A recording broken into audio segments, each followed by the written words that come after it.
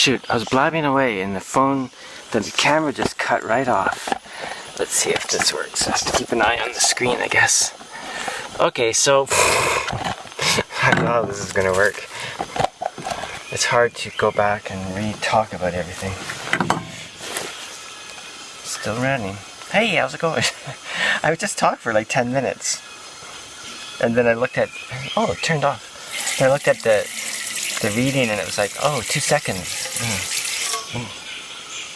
There's something in that one.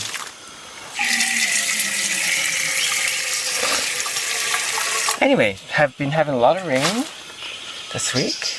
It's much cooler though. Last week where I'm living, it was getting up to about 33. It's pretty warm for where I am. And now it's getting up to about 23 or 24 Celsius. Right?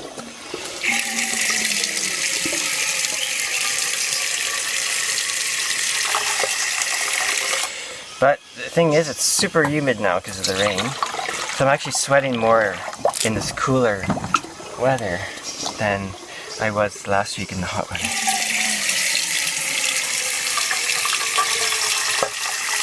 And you know, when it's like this, everything's damp. Like I put my clothes on in the morning that I leave by my bed, you know, like my house clothes, I guess. And they're a little damp, right? You just put them on and it dries out in short order, usually.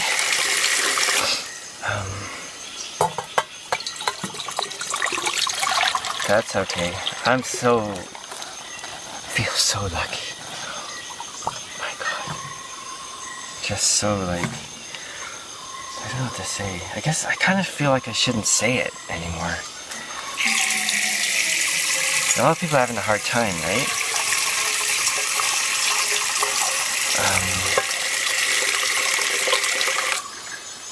A lot of people. But the thought kind of, how can I put this without exposing too much about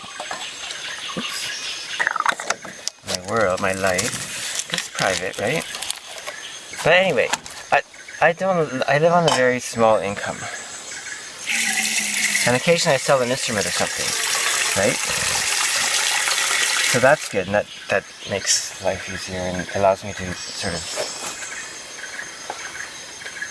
if I need to purchase something big, then I wait till I get an instrument sold and then either buy more materials or whatever. Anyway, without going into specifics. Anyway, yeah.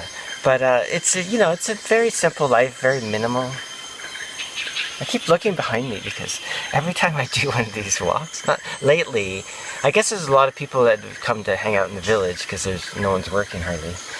And someone ends up walking behind me and finds this big Falang woman talking to herself.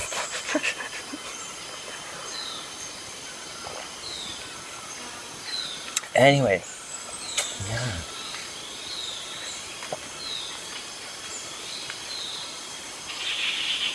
Anyway, I was just gonna say, like, in a lot of ways my sort of existence hasn't changed that much. I mean, it has, right?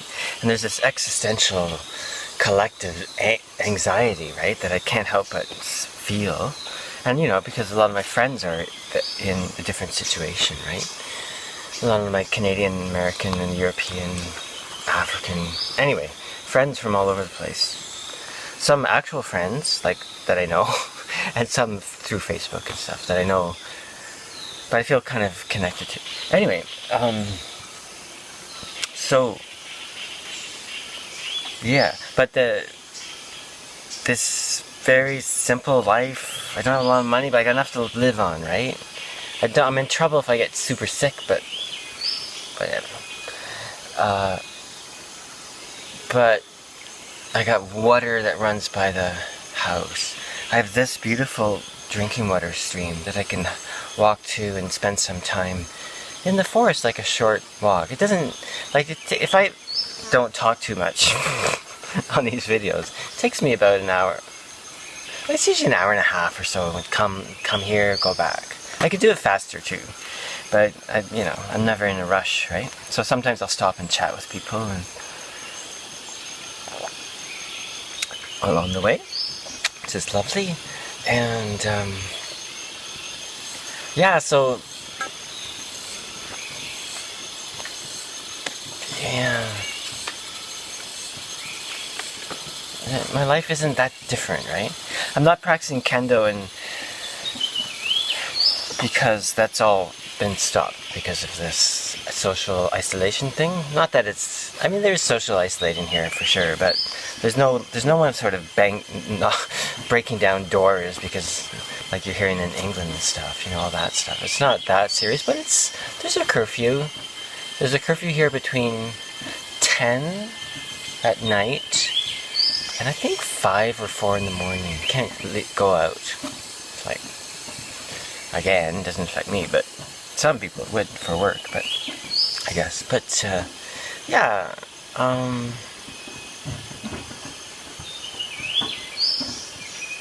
you can still go shopping at grocery stores and things. And they take your temperature. My temperature's always too low. Like, 37 or so is supposed to be normal. My temperature ends up being 36, right? It's like, whoa, hypothermia. I must have an efficient cooling system or something.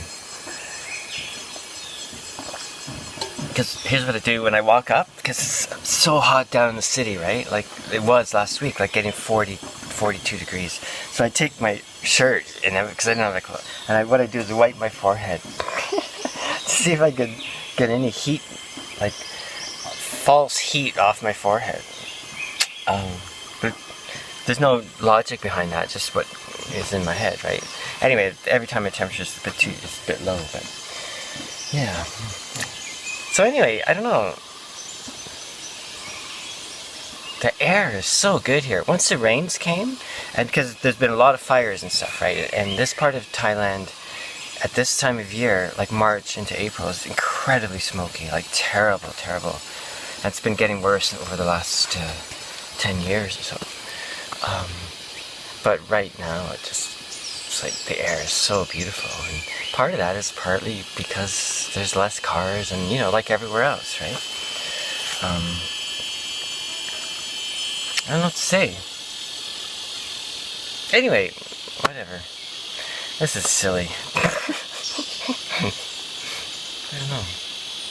I was saying before I realized the thing wasn't running, I was saying I don't really know what to believe anymore, right? There's just so much information coming, and it's because no one knows, I imagine, right? Even the experts don't really know what the hell's going on. And so I guess I'm in the same boat as everyone else.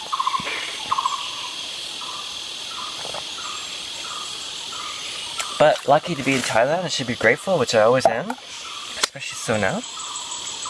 Wow, that's a big ant. Right there. Anyway, I'm gonna cut this off, head home, and maybe do a bit of walking, talking stuff. Okay, ciao. Okay, let's go.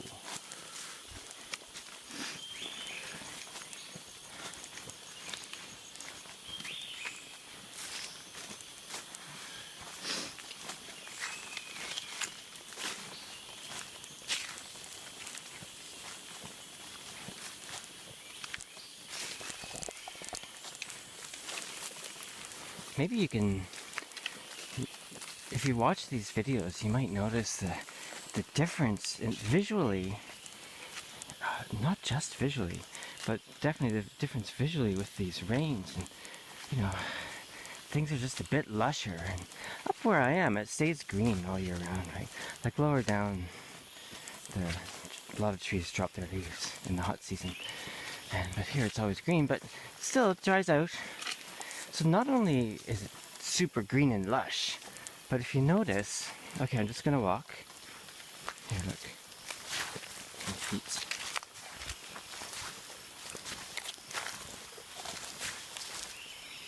Yeah, so I can walk very silently, whereas before it was noisier because the leaves were all dry. It's kind of obvious, but yeah, be a good kind of conditions to go stalking animals for dinner. Not that I do that here.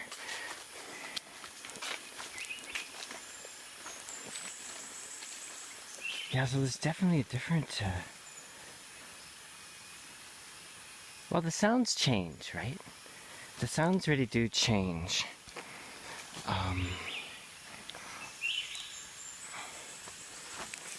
As the year goes on, different insects, different birds. Right now, there's that beautiful bird singing, but not a lot of insect sound right now. So the birds are, that bird in particular is standing, oh.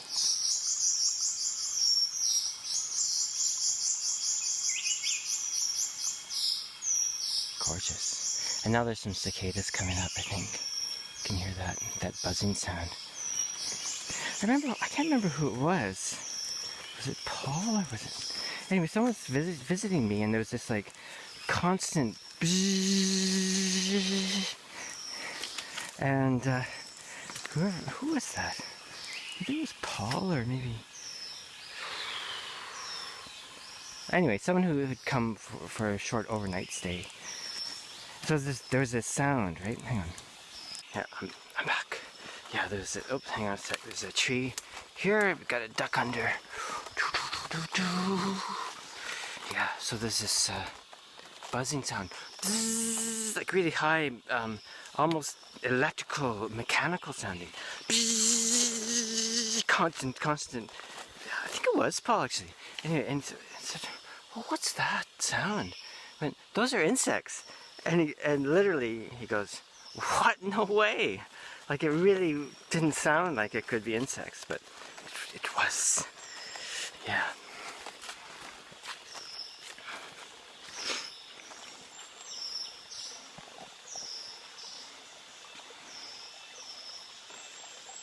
Yeah, so we can, different sounds in the forest.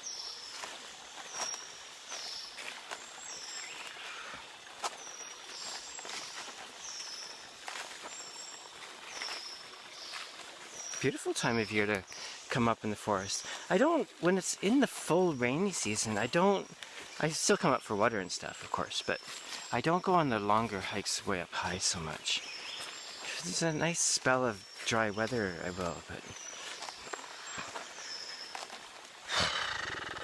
of course, you can come up when it's just pouring rain, but it's like, maybe if you have to, you can.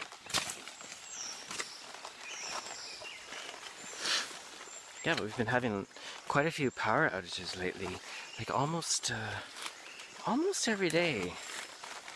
Almost every day. Which happens a lot at this time of year, you know?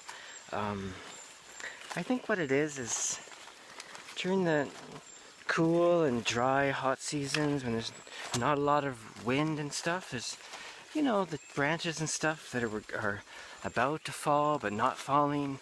Then a big rain comes and a big wind and poof, branches fall, right? And takes out the power. It's really happens a lot right now. And then later in the full-on rainy season when it's actually raining more, but usually just less wind generally. But my sense is that then the power certainly goes out maybe once a week or something usually, but not to the same degree. And so I think my theory is, I have a lot of theories that I can't, that they're difficult for me to confirm because of language difficulties. But my theory is that, like it's during this summer storm period when all the branches that are going to fall, or most, not all, branches are going to fall, do their falling, and so that's when a lot of the power outages happen. Yeah, that's my theory.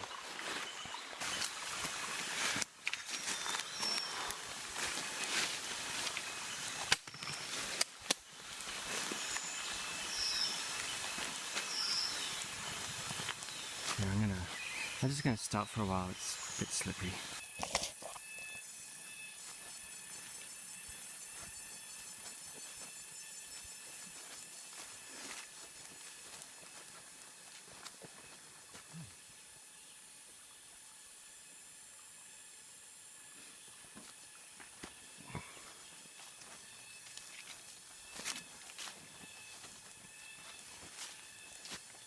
Yeah, it's my favorite little spot, and anyone who watches these water walks, which are kind of like the same every time, it always feels like a bit of forest, a bit of walking, a bit of me blah, about whatever, and then there's this beautiful open spot right here that I love. It's so nice. Yeah, anyway, so I guess my main thought today was I'm really wondering how far this rabbit hole thing, like how far down a rabbit hole is this all gonna go, you know? It's really hard to say, and my own perspective is that it could go a lot of ways, you know, and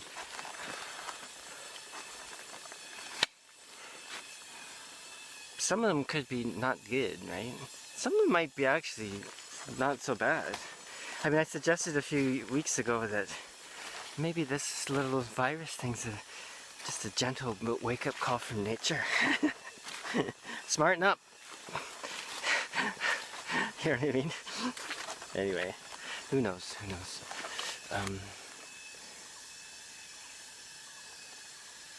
Yeah. But we'll see. I guess we'll see in the fullness of time how this all pans out. You know. But so much. I was listening to some talks by. What was his name? What's his name again? Jemson?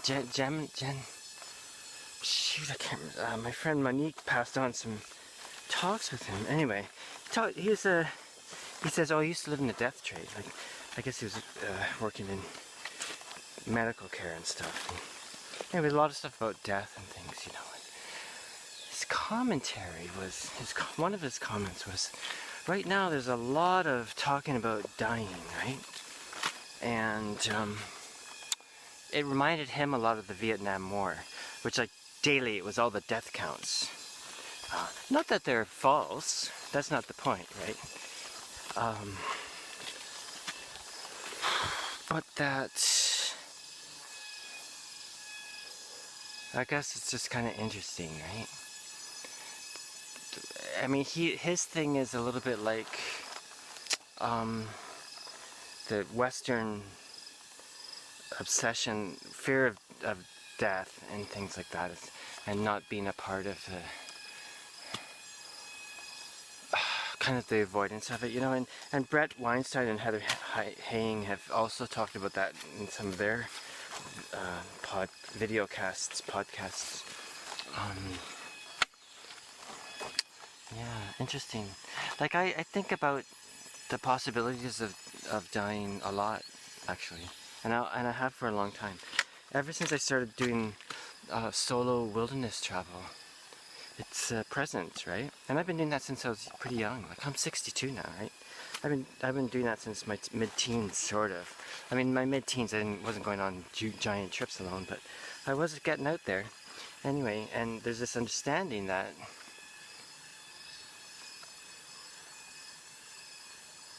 that's a possibility, right? Here, I can walk in the forest and go, okay, this could be my day. I could slip, I could run into a tiger, I could run into numerous venomous snakes. You know, there's that possibility, but I'm not obsessed with it at all, right? I just acknowledge it and go on. And also on my long ride my horseback ride, various similar sense of things, you know, and for me anyway, I don't want to speak for myself, but it was really valuable for me, right? There's a lot of people afraid of dying right now. It's like, geez, you know, you just don't know, right? Just don't know. I mean, it's a very reasonable thing to think about and worry about, but somehow we have to find some balance, I suppose. And anyway, I don't have any answers or anything. I just have oh, it's so nice. I just have a way of approaching this stuff myself, you know? There we go. What do you think? Yeah.